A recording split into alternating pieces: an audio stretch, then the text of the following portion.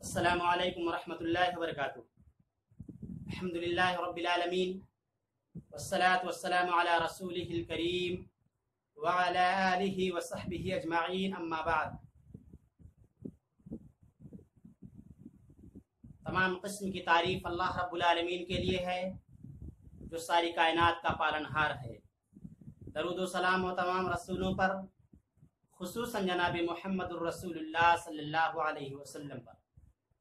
سامعین کرام، یہ رمضان المبارک کا مہینہ ہے جو بڑا بابرکت مہینہ ہے۔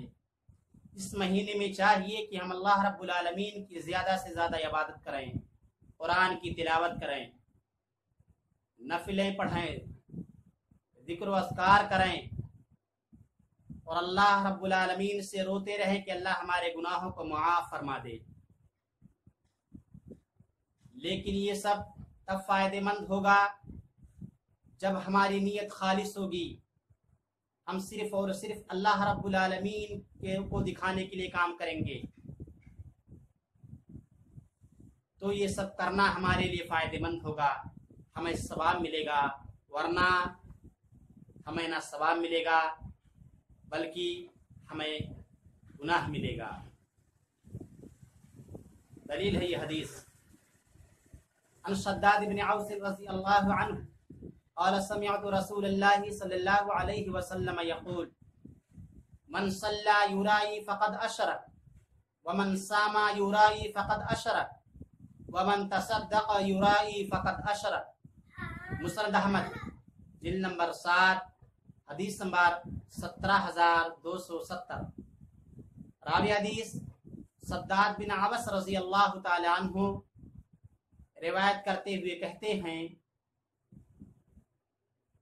کہ رسول اللہ صلی اللہ علیہ وسلم نے ارشاد فرمایا، جس نے دکھاوے کے لیے نماز پڑھی اس نے شرک کیا، جس نے دکھاوے کے لیے روزہ رکھا اس نے شرک کیا، جس نے دکھاوے کے لیے صدقہ و خیرات کیا اس نے شرک کیا۔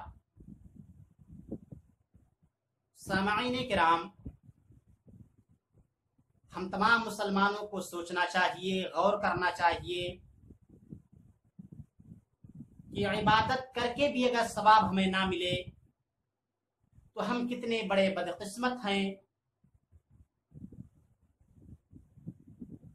عبادت بھی ہم نے کی، ثواب بھی نہیں ملا سوائے گناہ کے۔ یہ کب ہوگا؟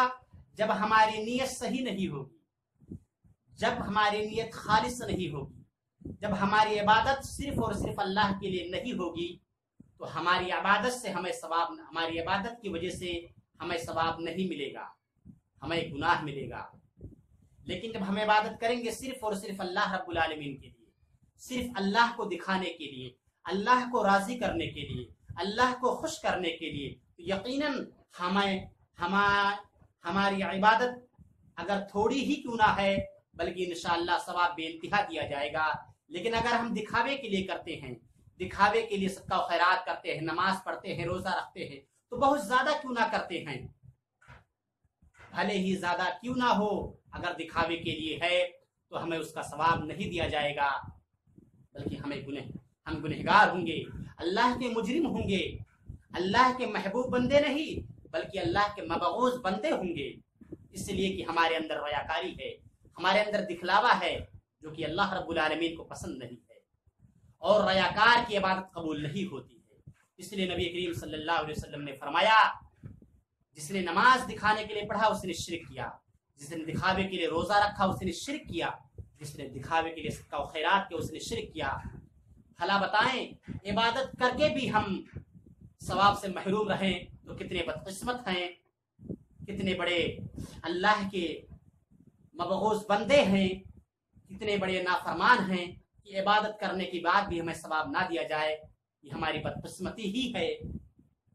اس لیے ہمیں چاہیے کہ ہم عبادت کریں تو خالص اللہ کے لیے کریں، دکھاوا نہیں ہونا چاہیے، ریاکاری نہیں ہونی چاہیے، صرف اور صرف اللہ کے لیے ہونا چاہیے، تو انشاءاللہ تھوڑی ہی عبادت کیوں نہ ہو بے انتہا ثواب دیا جائے گا۔ لیکن اگر دکھاوا ہے تو چاہے جتنی عبادت کر لیں سب بیکار ہے۔ اللہ سے دعا ہے الہ العالمین ہم तमाम मुसलमानों को जब तक इस दार फ़ानी के अंदर जिंदा रखे। ऐ अल्लाह रब्बुल आलमीन इखलास के साथ अपनी इबादत करने की तौफीक अता फरमा। वो जब इस दार फ़ानी से उठा तो अल्लाह हमारे ज़बानों पर कलमा तौहीद ला इलाहा इल्लल्लाह जारी कर, आमीन। व आखिरु दावाना अनिल हम्दुलिल्लाहि रब्बिल आलमीन।